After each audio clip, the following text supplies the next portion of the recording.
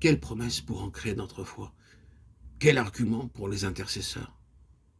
Une promesse, oui, mais pour son accomplissement, il faut à Dieu des hommes assez pénétrés du tragique de la situation de son peuple pour s'écrier eux aussi: où est l'Éternel, le Dieu d'Élie?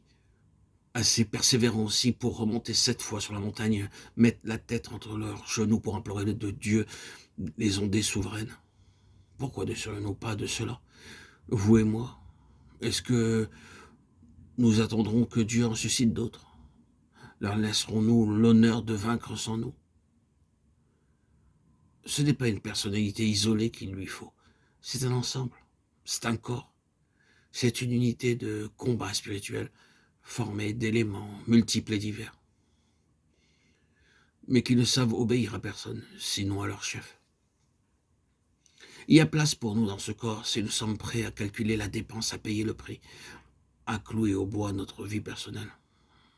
En 2 mots, à laisser se préciser dans toute notre personne les caractéristiques qui marquèrent autrefois la carrière d'Élie.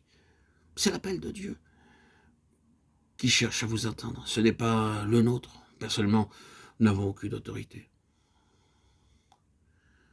Minuit est là. Dans ces dernières minutes de la 11e heure, Dieu travaille à un dessein suprême. Et il attend votre réponse. Un mot encore. Quel est le secret? Quel est le double secret d'abord de ce zèle consumant pour les intérêts de Dieu, puis de cette persistance dans la voie prise quand la bataille fait rage et qu'il n'y a rien ou si peu pour nous encourager? Si nous revenons à notre point de départ dans Luc 9, nous y trouvons une réponse. Tout ce passage est dominé par son tableau central, la soudaine et glorieuse transfiguration du Seigneur Jésus.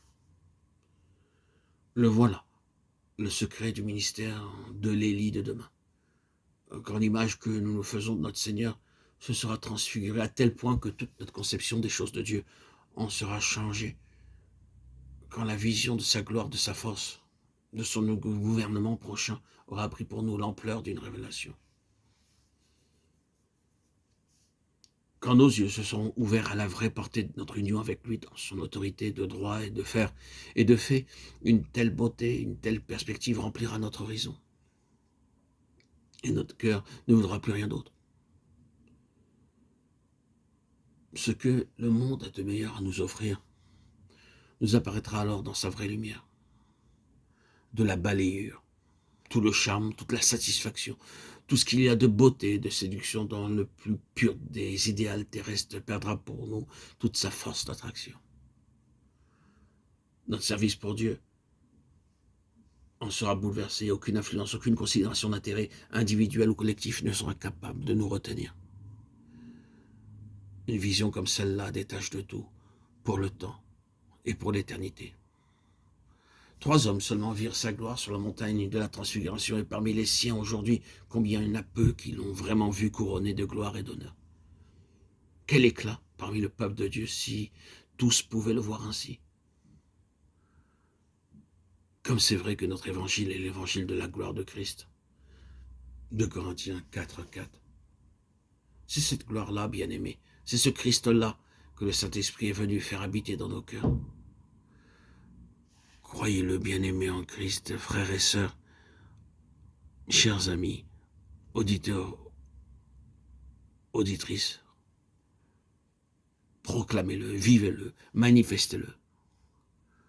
Ne vous contentez pas d'un évangile qui se limite à la proclamation d'un sauveur mort pour les pécheurs. Si beau et si vrai que cela soit, ce n'est qu'une partie de ce que Dieu a fait.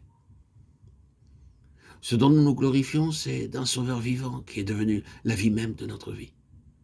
Sa présence à la droite de Dieu, au-dessus de toute domination et de toute autorité, atteste en ce qui concerne l'ancienne création et toutes les forces adverses qui s'y donnent libre carrière que ses jours sont comptés.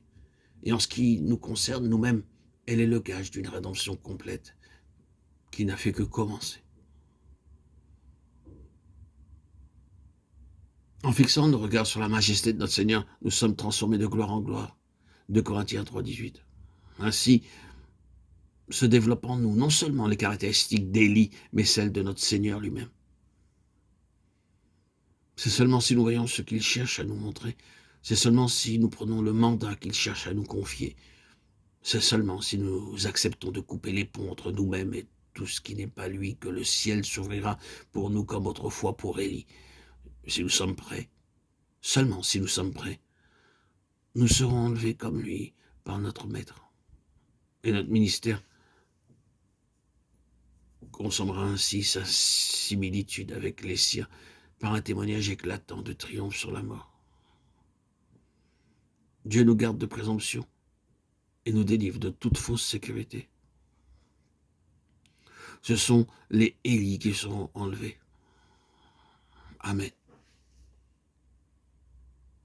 Viens Seigneur Jésus.